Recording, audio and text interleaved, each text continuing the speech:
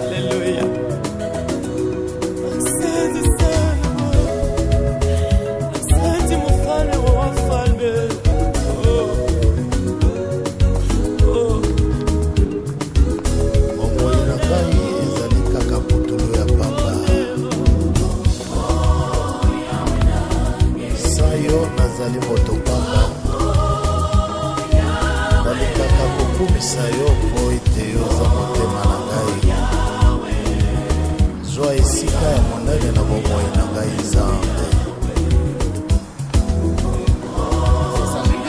D'une histoire très intéressante des enfants d'Israël qui se trouve dans 2 Chroniques.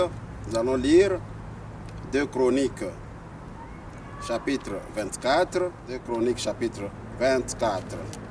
Une histoire intéressante des enfants d'Israël lorsqu'ils avaient abandonné Dieu pour suivre les autres dieux, les dieux d'Astarté. Vous savez, ils ont suivi les dieux d'Astarté et quand le Seigneur a vu cela, il a envoyé son serviteur pour aller parler aux enfants d'Israël de retourner dans la bonne voie. Et celui qui a été envoyé, c'était Zacharie. Et là où je me trouve, c'est exactement devant la tombe de Zacharie. C'est Zacharie qui a été envoyé. Zacharie était le fils du sacrificateur appelé Jéhojada. Alors, quand le Seigneur a vu cela, il a envoyé. Vous savez, bien aimé dans le Seigneur, chaque fois que Dieu voit quelque chose, que nous marchons contre lui, Dieu ne nous punit pas avant, ou bien Dieu n'agit pas avant de nous envoyer des avertissements, avant d'envoyer quelqu'un pour dire que ce que vous faites n'est pas droit. Même quand tu veux commettre, il y a un péché que tu veux commettre, quelque chose que tu veux faire du mal. Bien aimé dans le Seigneur, partout, dans tous les parcours, Dieu te donnera toujours une opportunité. Dieu va te donner une occasion pour que tu reviennes à lui. Dieu a toujours donné une occasion pour que nous puissions nous repentir. Et c'est ce qu'il a fait. Quand les enfants d'Israël étaient à côté, ils ont abandonné, ils sont allés vers d'autres dieux. Dieu a envoyé un serviteur pour leur parler que retournez, vous avez perdu le commandement de Dieu, vous ne marchez plus selon les commandements de Dieu, vous êtes à côté, retournez. Mais ils n'ont pas suivi, ils ont suivi l'ordre du roi parce que le roi était déjà à côté. Le roi n'était pas reconnaissant envers ce que Jéhojada avait fait pour lui. Il est arrivé même à tuer son fils. Et nous allons lire cette portion de l'Écriture et faire ensemble ce petit partage. Et après ça, nous allons prier. Après la mort de Jéhojada, les chefs de Juda vinrent se prosterner devant le roi. Et alors le roi les écouta. Et ils abandonnèrent la maison de l'Éternel, les dieux de leur père. Et ils servirent les Astartés et les idoles. La colère de l'Éternel fut sur Juda et sur Jérusalem parce qu'ils s'étaient ainsi rendus coupables. L'Éternel envoya parmi eux des prophètes pour les ramener à lui. Mais ils n'écoutèrent point les avertissements qu'ils en reçurent.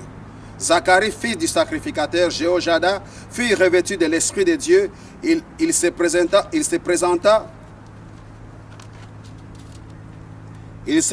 devant le peuple et lui dit: Ainsi parle l'Éternel, pourquoi transgressez-vous les commandements de l'Éternel?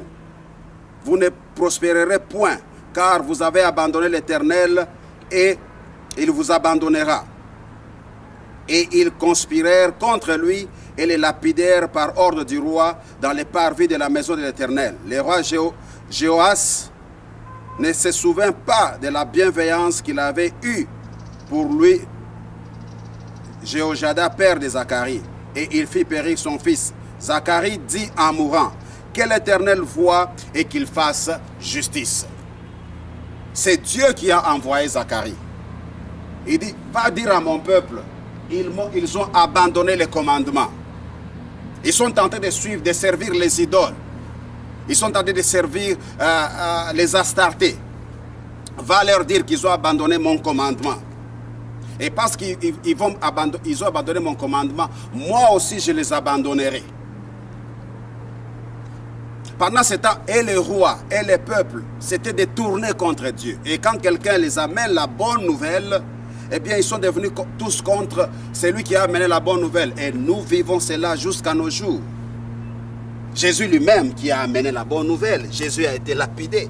Jésus a été tué. Jésus a été crucifié. C'est lui le maître, il a amené la bonne nouvelle. Il est venu dans les temples et il a dit, l'Esprit du Seigneur est sur moi parce qu'il m'a oint pour apporter la bonne nouvelle aux pauvres. Pour guérir ceux qui ont les cœurs brisés. Et à cause de cela, Jésus n'a pas facilement été accepté. Toi aussi, peut-être, aujourd'hui, tu amènes la bonne nouvelle quelque part. Ça ne sera pas pour toi une tâche facile. Ces choses n'ont pas commencé aujourd'hui. C'est lui donc, où je me trouve maintenant, Zacharie. Il avait amené la bonne nouvelle. Dire aux gens que vous avez abandonné Dieu, retournez vers Dieu. C'était ça son problème. Et à cause de cela, il a été tué. Mais voici ce qu'il a dit avant de mourir. Il dit ceci, Dieu voit et Dieu fait justice.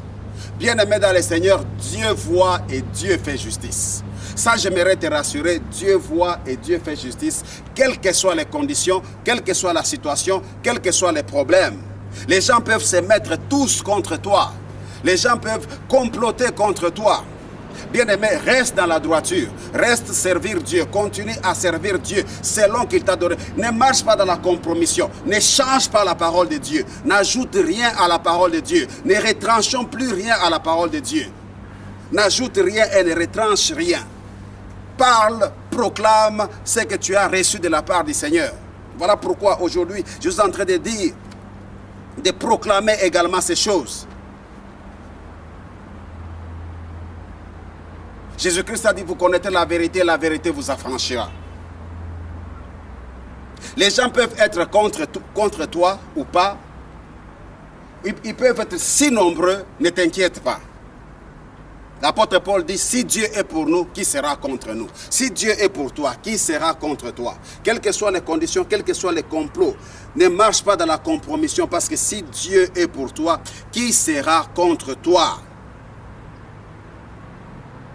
Avant de mourir, il a dit cette parole importante. Que Dieu voit et Dieu fasse justice.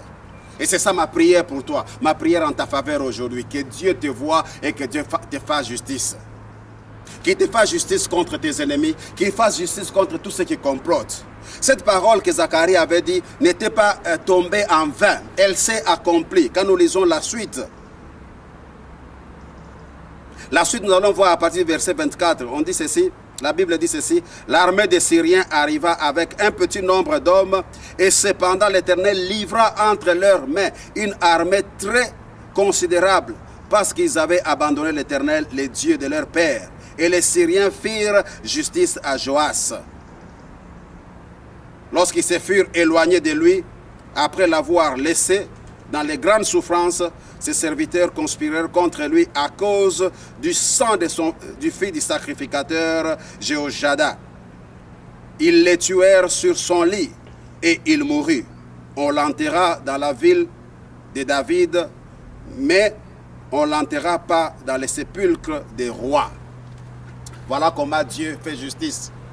Comment Dieu même l'a humilié. Lui qui s'est arrangé pour qu'on puisse tuer les filles du sacrificateur. Mais après un petit temps, c'est un petit groupe de Syriens qui vient, qui met en déroute toute une grande armée. Et Joas était mort. Il a été tué. Et la Bible dit, au lieu qu'on puisse les placer, lui qui était roi, au lieu qu'on puisse les placer dans les sépulcres des rois, on l'a placé à côté parce que Dieu a fait justice. Bien-aimé dans le Seigneur, on ne se moque pas de Dieu. Il est le juste juge. Il fait justice, quelle que soit la condition. Ne te moque pas de Dieu. Ne te moque pas des serviteurs de Dieu. Si tu es habitué à verser le sang des gens pour te maintenir dans une position, c'est facile pour toi de tuer. Pour te maintenir dans une position, c'est facile pour toi de faire du mal. Pour te maintenir dans une position, c'est facile pour toi de marcher dans la compromission. C'est facile pour toi de faire du mal aux autres, de marcher dans la colombe, de faire tout ce qui est à ton pouvoir, mais de faire tout ce qui est à ton pouvoir, pour que tu sois les premiers bénéficiaires. Attention, Dieu voit et Dieu fait justice. Je vois des peuples qui sont en train de prier pour leur nation. Je vais vous dire ceci, Dieu vous voit et Dieu fera justice. Là où on est en train de tuer les gens tous les jours, parce que les gens veulent se maintenir au pouvoir, parce que les gens veulent recevoir les caresses, Dieu voit et Dieu fait justice. Il a fait justice à ce temps-là et il continue à faire justice aujourd'hui encore. Et voilà pourquoi je vais vous fortifier. Vous qui vous sentez abattus aujourd'hui, vous qui vous sentez dans une situation assez pénible, je vais vous dire ceci, Dieu ne vous a pas abandonné. Il voit, il n'est pas aveugle, il voit et il fait justice. Et à cause de cela, nous allons prier dans le nom de Jésus. Père, dans le nom de Jésus, je viens prier pour mon frère, pour ma soeur, qui croit que tu l'as abandonné pendant plusieurs temps, pendant plusieurs moments, à cause de tout ce qu'il est tenté de subir. Mais je sais une chose, comme tu nous as promis que tu ne nous abandonneras pas, tu ne te laisseras point. Éternel, dans le nom de Jésus, toi qui vois et qui fais justice à mon frère, fais justice à ma soeur, fais justice à ton église, fais justice à ton peuple, fais justice à ce pays, oh Dieu, dans le nom de Jésus, où les gens sont en train de mourir parce qu'il y en a qui veulent se maintenir au pouvoir. Éternel, tu es le juste juge. Fais justice, et je te le demande dans le nom de Jésus. Fais justice parce que tu vois.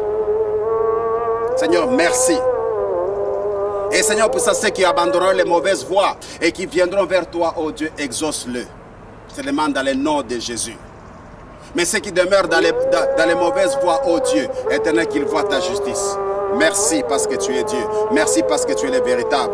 Que toute la gloire, ô Père, te revienne. Au nom puissant de Jésus. Seigneur, merci. Au nom de Jésus. Amen.